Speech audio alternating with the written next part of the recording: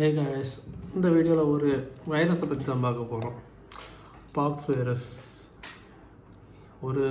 ஒருத்தர் ஒரு 1 இயர் மேலே ப்ரீடிங் பண்ணுறாருன்னா கண்டிப்பாக இந்த ஒரு வைரஸை ஃபேஸ் பண்ணாமல் இருக்க மாட்டார்.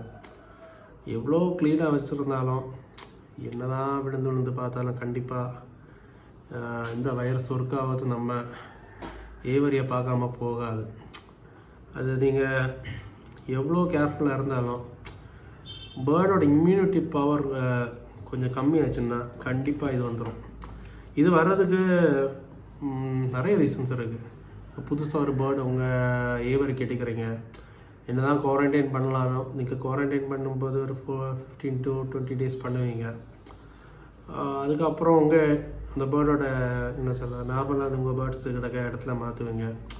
சப்போஸ் ஒரு 1 month தாண்டி அதுக்கு உள்ளுக்கு அந்த வைரஸ் இருக்கலாம். அப்போ அந்த டைமில் அது இம்யூனிட்டி நல்லா இருந்திருக்கும், வெளிக்காட்டாது. ஒரு மேபி ஒரு 2 months தாண்டி இம்யூனிட்டி டவுன் ஆகும்போது அந்த வைரஸ் வெளியே காட்டும். ஸோ எப்படி ஆகும்? கிளைமேட் சேஞ்சில் வரலாம். இன்னொன்று என்னன்னா மஸ்கிட்டோ பைட்டு, அது பாசிபிலிட்டி அதிகம். இன்னொன்றுனா கேஜஸ் கொஞ்சம் டர்ட்டியாக இருந்தாலும் வரும். இன்னொன்று விசிட்டர்ஸ்னால் வேறு யாரும் இல்லை, அந்த ஒயில்டு பேர்ட்ஸ்னால் எதுவாக இருக்காங்க, க்ரோவாக இருக்கலாம், இல்லை வெளியே எந்த பேர்ட்ஸாக இருந்தாலும் அது வழியாக வரும். கோழி, வீட்டில் நிற்கிற கோழி, வாத்து, புறா, இதில் கூட நம்ம ஏவரி பேர்ட்ஸுக்கு பாக்ஸ் வர அதிகமாக வாய்ப்பு இருக்குது. இது முதல்ல நீங்கள் வந்தால் இதுக்கு என்ன சிம்டம்ஸ்னு பார்த்தீங்கன்னா, கண்ணுக்கு கிட்ட, அதாவது அதோட ஒயிட் லேயர் இருக்கும்ல, அந்த ஒயிட் லேயரில் ஒரு ப்ரௌனிஷ் ஷேடு, இல்லைன்னா கொஞ்சம் எல்லோவிஷாக ஒரு பரு மாதிரி ஃபஸ்ட்டு ஆரம்பிக்கும். கண்ணில் மட்டும் இல்லை, அதுக்கு அந்த ஃபெதர் வராத ஏரியா அது மேக்ஸிமம் வரும். நாக்கில் வரும், உள்ளுக்கு த்ரோட்டில் வரும், இன்னொன்று காலில் வரும். இது மாதிரி ஏரியாவில் மேக்ஸிமம் வரும். அதுக்கு அது ஸ்டார்டிங்கே ப்ரௌனிஷ் கலரில், அது எங்கே வந்தாலும் ப்ரௌனிஷ் கலரில் ஒரு சின்ன ஒரு பரு மாதிரி. சில பேர்ட்ஸுக்கு கொஞ்சம் எக்ஸ்ட்ரீம் ஆச்சுன்னா ஸ்வெல்லிங் இருக்கும். காலெல்லாம் ரொம்ப பல்ஜாய் அதுலேருந்து ஸ்வெல்லிங் வந்துகிட்டே இருக்கும். இன்னொன்று கண்ணில் கண்ணீர் ரொம்ப, அது கண்ணெல்லாம் அதுக்கு ஓப்பன் பண்ணவே முடியாது. அதெல்லாம் ரொம்ப எக்ஸ்ட்ரீமாக போகிறது. அது எக்ஸ்ட்ரீமாக போச்சுன்னா செகண்டரி இன்ஃபெக்ஷனும் வர ஆரம்பிக்கும். செகண்டரி இன்ஃபெக்ஷன் என்னென்னு நான் சொல்லித்தரேன். அதாவது இங்கே ஸ்டார்டிங் ஸ்டேஜ்னால் இது ஆக்சுவலாக ஒரு வைரல் இன்ஃபெக்ஷன் வந்தாலே பேர்டோட இம்யூனிட்டி ரொம்ப ட்ராப் ஆகும். பேர்டோட இம்யூனிட்டி ரொம்ப ட்ராப் ஆனால் பாக்டீரியாஸ் அது உடம்புல ஏறும். பேட் பாக்டீரியாஸ் அது அந்த வூண்டு வழியாக ஈஸியாக ஏறிடும். ஸோ அந்த பாக்டீரியா ரெட்டாவது ஏறது இல்லை, அதை ஒழிக்கிறதுக்கு தான் அதான் செகண்டரி இன்ஃபெக்ஷன் சொல்கிறது. ஸோ இதில் 2 ட்ரீட்மெண்ட் நமக்கு தேவைப்படும். அந்த ஒரு கட்டம் தாண்டி போச்சுன்னா, இந்த வியாதி மேக்ஸிமம் ஸ்டார்டிங்லேயே நம்ம க்யூர் பண்ண முடிஞ்சால் க்யூர் பண்ணலாம். இது ஒரு லிமிட் மேலே போச்சுன்னா 50-50 தான். அது எந்த ஒரு கேரண்டி நம்ம சொல்ல முடியாது. மேக்ஸிமம் அவுட் ஆக தான் வாய்ப்பு. இது கொஞ்சம் ப்ரிவென்ஷன் என்ன பண்ணலான்னா, ஸ்டார்டிங்கில் இல்லை, இந்த வியாதி மேக்ஸிமம் வராமல் இருக்கிறதுக்குன்னா, நீங்கள் இந்த மஸ்கிட்டோ ரொம்ப வர ஏரியானா நீங்கள் மஸ்கிட்டோ காயில் இது ஏதாவது உங்கள் கேஜி பக்கத்துலேயோ, ரொம்ப பக்கத்தில் இல்லை, ரூம் இருக்குன்னா ரூமில் எங்கேயோ ஒரு எண்டில் வைக்கலாம். மஸ்கிட்டோ அந்த காயில் யூஸ் பண்ணலாம், அந்த எலக்ட்ரிக் இதுவும் யூஸ் பண்ணலாம். அப்புறம் என்னென்னா கொஞ்சம் நீட்டாக பார்த்து கேஜஸ்ஸு, அப்புறம் பேர்ட்ஸை மெயின்டைன் பண்ணணும், கொடுக்குற ஃபுட்டு சப்ளை, அப்புறம் வெளியே விசிட்டர்ஸ் எதுவும் வராத மாதிரி பார்த்துக்கோங்க.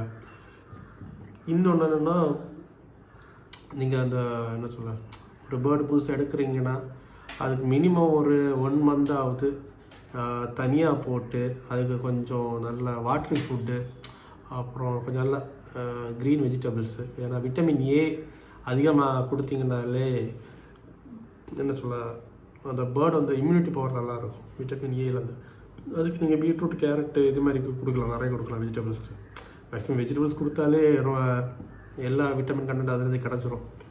இன்னொன்று தான், சரி இவ்வளோவும் பார்த்து பேர்டுக்கு போச்சு, அப்போது என்ன பண்ணணுன்னா அதோட சிம்டம்ஸ் நான் சொன்ன மாதிரி இந்த கண்ணில் பல்ஜிங்கு இப்படிப்பட்ட இதெல்லாம் நீங்கள் ஏதாவது பார்த்தீங்க பேர்டை பார்த்தீங்கன்னா இம்மீடியட்டாக அந்த பேர்டை உங்கள் ஏவரியிலேருந்து கண்ணு கட்டாத தூரத்தில் மாற்றணும். ஏன்னா இது வந்து ஈஸியாக ஸ்ப்ரெட் ஆகும். ஏவரி ஃபுல்லாக ஸ்ப்ரெட் ஆச்சுன்னா அவ்வளோதான், கூட்டிக்கிட்டு பேசாமல் இருக்க வேண்டியதான். ஏன்னா ஒன்றுமே பண்ண முடியாது.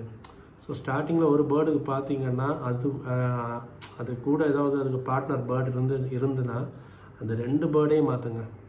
அதாவது அந்த பேர்டுக்கு சப்போஸ் இருக்காது, சிம்டம்ஸ் எதுவும் தெரியாது அப்படின்னா அந்த பேர்டை ஏவரியிலேருந்து மேக்ஸிமம் மாற்றிக்குவாங்க. மாற்றி இப்போ ஏவரி மேலே இருந்துச்சுன்னா அது மொட்டை மாடியில் எங்கே இருந்துச்சுன்னா இந்த பேர்டை கம்ப்ளைண்ட் ஆன பேர்டை கீழே கொண்டு வாங்க.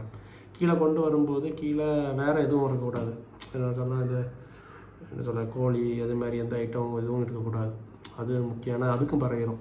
ஸோ இதை செப்ரேட்டாக ஏதாவது ஸ்டோர் ரூம்லேயோ எங்கேயாவது ஒரு இடத்துல செப்ரேட்டாக வச்சுக்கோங்க. அந்த கூட உள்ள பேர்டை வந்து நீங்கள் இன்னொரு இடத்துல 2 இடமா ஓகேவா 2 இடமா பார்த்துக்கோங்க. அப்புறம் இதுக்கு கொடுக்க வேண்டிய ட்ரீட்மெண்ட்ஸ் பார்த்திங்கன்னா 2 இருக்குது. கொஞ்சம் எக்ஸ்பர்ட்ஸ்கிட்ட கேட்டதும் நான் கொஞ்சம் யூஸ் பண்ணதும் அப்படி பார்த்தேன். ஏன்னா இந்த பாக்ஸ் வந்து நிறைய டைப் இருக்குது. அதாவது நீங்கள் இந்த மருந்து கொடுத்தா தான் அதுக்கு கிளியர் ஆகும் அப்படின்னு சொல்ல முடியாது. சிம்பிள் சிலது அந்த சாதா ஜெண்டாமைசின் இதிலே எனக்கு கிளியர் ஆகிருக்கு. சீரியஸாக கண்ணில் அது பாக்ஸ் வந்துச்சு. நான் ஜஸ்ட்டு 10 ரூபா ஜெண்டாமைசின் தான் வாங்கி ஊற்றினேன். கரெக்டாக ஒரு 5 days ஊற்றிருப்பேன். கம்ப்ளீட்டாக கிளியர் ஆகிடுச்சு. அது என்ன சொல்ல, சில பேர்ட்ஸுக்கு வந்து கொஞ்சம் ஹெவியாக கொடுக்கணும், அப்படி கொடுத்தா தான் கிளியர் ஆகுது. அது வந்து என்ன சொல்ல, அது ப்ராப்பராக நமக்கு என்னென்னு தெரியணும்னா அதை நம்ம டெஸ்ட்டுக்கு தான் அனுப்பணும். அதோட ப்ளட் சாம்பிள் அதை எடுத்து டெஸ்ட்டுக்கு அனுப்பி அதுலேருந்து நமக்கு கிடைக்கிற ரிசல்ட்டை பொறுத்து தான் நமக்கு மருந்து கொடுக்க முடியும். ஆனால் அதுக்கு டைம் இருக்காது. கண்டிப்பாக பாக்ஸுன்றது அது என்ன சொல்ல ஒரு 4 to 5 hours ஒருக்க அந்த சேஞ்சஸ் நமக்கு தெரிஞ்சிட்டே இருக்கும், நாள் கணக்கு இல்லை. ஸோ நம்ம இப்போ டிஎன்ஏ அந்த என்ன சொல்ல ப்ளட் சாம்பிள் எடுத்து அனுப்பி ரிசல்ட் வர்றதுக்கு எப்படியும் கிட்டத்தட்ட 5 days ஆகிடும். அதுக்குள்ளே இங்கே எல்லாம் முடிஞ்சிடும். அதுலேருந்து நம்ம ஏதாவது கொஞ்சம் ப்ரிவென்ஷன் பண்ண என்னென்னா கொஞ்சம் மெடிசின்ஸ் நான் சொல்லித்தரேன். சாதாரண நம்ம மெடிக்கல் கடையில் கிடைக்கிறது தான். நீங்கள் ஆரம்பத்தில் அந்த மெடிசன் கொடுக்குறதுக்கு முன்னாடி டெய்லி அந்த பேர்டை பிடிச்சி பொட்டாசியம் பெர்மங்கனேட்டில் நீங்கள் மெடிக்கல் ஸ்டோரில் கிடைக்கும், அதை யூஸ் பண்ணி அந்த தண்ணியை வச்சு அந்த வாஷ் பண்ணிக்குவோங்க. சரி அது இல்லை கிடைக்கல அப்படின்னா சாதா உப்பு தண்ணியும் மஞ்சள் தண்ணியும் சேர்த்து, அதெல்லாம் உப்பு தண்ணி நீம் தண்ணி, அதெல்லாம் நீமும் மஞ்சள் தண்ணி ஏதாவது காம்பினேஷனில்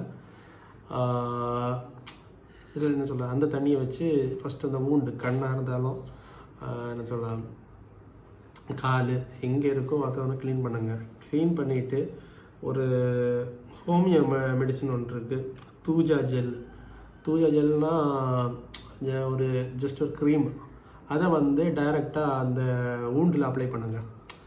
ஊண்டில்னா வெளியே உள்ள ஊண்டு, நான் சொல்கிற நாக்கு இந்த த்ரோட்டு இதில் இல்லை, வெளியே உள்ள ஊண்டில் ஜஸ்ட் அப்ளை பண்ணுங்கள். அது வந்து இவ்வளோ டேஸ்ன்னு இல்லை, அது கம்ப்ளீட்டாக அந்த புண்ணு வந்து அப்படியே கரிஞ்சு போயிடும், அதுவாக இழகி போயிடும். அந்த நாள் வர சிலவங்க 14 days 15 daysனாலும் சொல்லுவாங்க. சிலது வந்து 5 daysலேயே முடிஞ்சிடும், சிலது வந்து 20 days மேலே ஆயிரும். நீங்கள் எந்த ஒரு மெடிசனோ ஆன்டிபயோட்டிக்கோ எந்த ஒரு விஷயத்துக்கு கொடுக்கறதா இருந்தாலும், பேர்ட்ஸுக்காக இருந்தாலும் ரெப்டைல்ஸ் அனிமல்ஸ் எதுக்காக இருந்தாலும் நமக்காக இருந்தாலும் அதுக்குன்னு ஒரு கரெக்ட் டோசேஜ் டைம் இருக்குது. அந்த டோசேஜ் டைம் ஃபுல்லாக நீங்கள் அதை கொடுக்க பாருங்கள். ஏன்னா இப்போது ஒரு பேர்டுக்கு நீங்கள் ஒரு ஆன்டிபயோட்டிக்கு CCC கொடுக்குறீங்கன்னு வைக்கிறேன், அது ஒரு கண்டினியூஸாக ஒரு 14 days கொடுக்கணும். நீங்கள் இப்போது ஒரு 3 daysலேயே கொடுக்குறீங்க, ஓகே கிளியர் ஆகிடுச்சு, பேர்டும் ஓகே அப்படி அதோடு நிறுத்திட்டிங்கன்னா உள்ளுக்கு இருக்க பாக்டீரியா வந்து அந்த CCCயோட என்னென்னு சொல்ல மேட்ச் ஆகிரும், அந்த உள்ளுக்குள்ளே அந்த எல்லாம் அந்த செல்ஸ் தானே. அப்போ நெக்ஸ்ட் டைம் நீங்கள் அதே பிரச்சனை வரும்போது இந்த CCC கொடுக்கும்போது அது வந்து எஃபெக்டிவாக இருக்காது, சுத்தமாக ஏனோட கேட்காது. ஏன்னா அதோட இது ஒரு என்ன சொல்ல ஒரு கோஆர்டினேட் ஆகி லிங்க் ஆகிரும் இந்த ஆன்டிபயோட்டிக்கும் அந்த பாக்டீரியாவும். ஸோ இப்போது எக்ஸாம்பிள் ஒரு 300 mg கொடுத்தீங்கன்னா நெக்ஸ்ட் டைம் 400 or 600 mg கொடுத்தா தான் உங்களுக்கு அது வந்து ஒர்க் ஆகும். அப்போ டோசேஜ் அதிகம் ஆகுது, பேர்டோட ஹெல்த் அடி வாங்கும். ஸோ எப்போவுமே இந்த மெடிசன் கொடுக்கும்போது இந்த கரெக்டாக 14 daysனால் 14 days ரெகுலராக கொடுங்க. நீங்கள் ஜஸ்ட்டு அந்த இது என்ன சொல்ல, இப்போது ஃபஸ்ட் டே ஒரு 5 mg கொடுக்குறீங்கன்னா அடுத்து சரி கிளியர் ஆகிடுச்சு ஒரு 4 mg 3 mg அந்த கணக்கில் கொஞ்சம் கம்மி பண்ணிக்கலாம். நீங்கள் 5 mg தான் கொடுக்கணும் இல்லை, அது எக்ஸாம்பிள் சொன்னது. இன்னொன்று பார்த்தீங்கன்னா பல்சிட்டில்லா N200ன்னு ஒரு ஆயில்மெண்ட் இருக்குது, இதையும் கொடுக்கலாம். சோடிக் சஸ்பென்ஷன் இதெல்லாம் நான் வந்து டிஸ்கிரிப்ஷன் பாக்ஸில் நீட்டாக சொல்கிறேன், அதில் ஜஸ்ட் நோட் பண்ணிக்கோங்க. அடுத்து இன்டேக்குக்கு வந்து வேறு ஒரு ஆயில்மெண்ட் இருக்குது, ஒக்காடின் ஆயில்மெண்ட். என்ன ஒரு ப்ரௌன் கலரில் இருக்கும் ஒரு லைனாக, அது வந்து அதுவும் கொடுக்கலாம். நான் இப்போது நேரம் சொன்ன தூஜா ஜெல்லில் கிடைக்கலன்னா இது வந்து இங்கிலீஷ் மருந்து ஒக்காடின் ஆயில்மெண்ட். அது வந்து நீங்கள் என்ன சொல்லலாம் ஜஸ்ட்டு வெளியே அப்ளை பண்ணுற மாதிரி தான். இன்னொன்று இன்டேக்குக்கு வந்து தூஜா 200ம் வேரோலின் இன்னொரு இது, அது வந்து லிக்விட் ஃபார்மில் தான் கிடைக்கும், 2 பாட்டில். அதில் வந்து 1 ml 2லேருந்து 1 ml எடுத்து இவ்வளோ 100 ml தண்ணியில் மிக்ஸ் பண்ணி கொடுங்க. ரெகுலராக கொடுங்க. ரெகுலராக கொடுக்கும்போதே உள்ளுக்குள்ள பாக்டீரியாஸ் எல்லாம் கிளியராகி வெளியே வந்துடும். மேக்ஸிமம் இந்த இதில் ரெடி ஆகிறது அடுத்து ரெடி ஆகாது, அவ்வளோ விட வேண்டியது. ஏன்னா இது ஸ்டார்டிங் ஸ்டேஜ்லேயே நம்ம பார்த்தோம்னா 100% ரிகவர் பண்ணிடலாம். லிமிட் மேலே போச்சுன்னா ரொம்ப கஷ்டம். ரொம்ப கஷ்டம்னா த்ரோட்லலாம் வந்துச்சுன்னா என்னென்னா ஸ்டார்டிங்கில் அது கொஞ்சம் தண்ணி எடுக்கும். இப்படி நீங்கள் தண்ணியை அது கொடுக்குறீங்கன்னா இது கொடுக்கலாம், கருப்பு தண்ணி கொடுக்கலாம், இளநீ கொடுக்கலாம். அது அந்த டைமில் இளநீ எடுத்துன்னா ரொம்ப நல்லது, பேர்டு சீக்கிரமாக ரெக்கவர் ஆக ரொம்ப சான்சஸ் இருக்குது. அப்புறம் இந்த செகண்டரி இன்ஃபெக்ஷன் பற்றி நேரமாக சொல்லியிருந்தேன். செகண்டரி இன்ஃபெக்ஷன் என்னென்னா, இப்போது சரி உங்கள் பேர்டுக்கு ரொம்ப இதாகி போயிடுச்சு, எக்ஸ்ட்ரீம் ஆச்சு, அப்போது என்னென்னா கண்டிப்பாக ஆன்டிபயோட்டிக் கொடுக்குறோம். ஆன்டிபயோட்டிக்கு டாக்ஸிசைக்ளின் கொடுக்கலாம். ஆனால் நம்ம பேர்ட்ஸுக்கு வந்து டாக்ஸிசைக்ளின் கொஞ்சம் ஹெவியாக இருக்கும், அதுக்கு நீங்கள் CCC கொடுக்கலாம். CCC வந்து ரொம்ப நல்லது. அது 250 ml தண்ணியில் ஒரு பிஞ்சு சின்னதாக போட்டு கொடுங்க. அப்புறம் நீங்கள் கொடுக்குற ஃபுட்ஸு வந்து மேக்ஸிமம் வாட்டரி ஃபுட்டாக கொடுங்க. இந்த குக்கும்பரு, இந்த வாட்டர் மெலான், அப்புறம் இதேமாரி கொஞ்சம் ஃப்ரூட் வாட்டரியாக இருக்க ஃப்ரூட்ஸ் வந்து கொஞ்சம் அதிகமாக இது கொடுங்க. அப்போ அந்த என்ன சொன்னால் ட்ரைனஸ் போயிடும், அதுக்கு அந்த புண்ணாக ரொம்ப ட்ரையாக இருக்கும். கொஞ்சம் அந்த வாட்டரி ஃபுட் வந்து கொடுத்தீங்கன்னா கொஞ்சம் சீக்கிரம் பேக்கப் ஆகிரும். இதான் அப்புறம் பாக்ஸ் வந்து எப்போவுமே நம்ம ஃபஸ்ட்டு இனிஷியலு ஸ்டேஜில் நம்ம பார்க்க வேண்டியது. அதே மாதிரி இந்த பாக்ஸ் மட்டும் இல்லை, உங்கள் பேர்டுக்கு ஏதாவது அடிபட்டாலோ எதுவாக இருந்தாலும் அந்த நீங்கள் பார்த்து சரி சாயந்தரம் வந்து பார்ப்போம் அந்த கான்செப்டே இருக்கக்கூடாது. அந்த டக்குன்னு அந்த ஒன்று வெட்டினரி டாக்டர்கிட்ட கொண்டு வரீங்கன்னா அந்த டைமில் கொண்டு போனாலும் அதுக்கு என்ன மருந்து கொடுக்கணுமோ அது அந்த செகண்டில் பண்ணணும். ஏன்னா நீங்கள் ஒரு 1/2 hour தாண்டி பார்க்கலாம், 1 hour தாண்டி பார்க்கலாம். அந்த பேட்ச் வார்த்தை இருந்தாலே அந்த 1 hour தாண்டி அது வேறு என்ன ஸ்டேஜுக்கு போகணும்னு நம்ம சொல்ல முடியாது. ஏன்னா பேர்ட்ஸால் வலி தாங்க முடியாது, அனிமல்ஸ் மாதிரி ரொம்ப வலி தாங்காது. வலி ரொம்ப வலிச்சுன்னா அவ்வளோதான் முடிஞ்சிச்சு. அதனால் பேர்ட்ஸ் வந்தோன்னா இப்போ ஸ்டார்டிங் ஒரு வேலை நார்மல் ஏதாவது சின்ன ஒரு பாக்டீரியாவாக இருக்கும், டைம் போக போக அந்த பாக்டீரியா வேறு ஏதாவது மாறி அது வேறு வைரஸாக மாறி அது ரொம்ப இதாக இருக்கும், ரொம்ப வேறு ஸ்டேஜுக்கு அது கொண்டு போயிடும். இந்த டைம் தான் அதுக்கு ரொம்ப முக்கியம் அந்த பேர்ட்ஸுக்கு.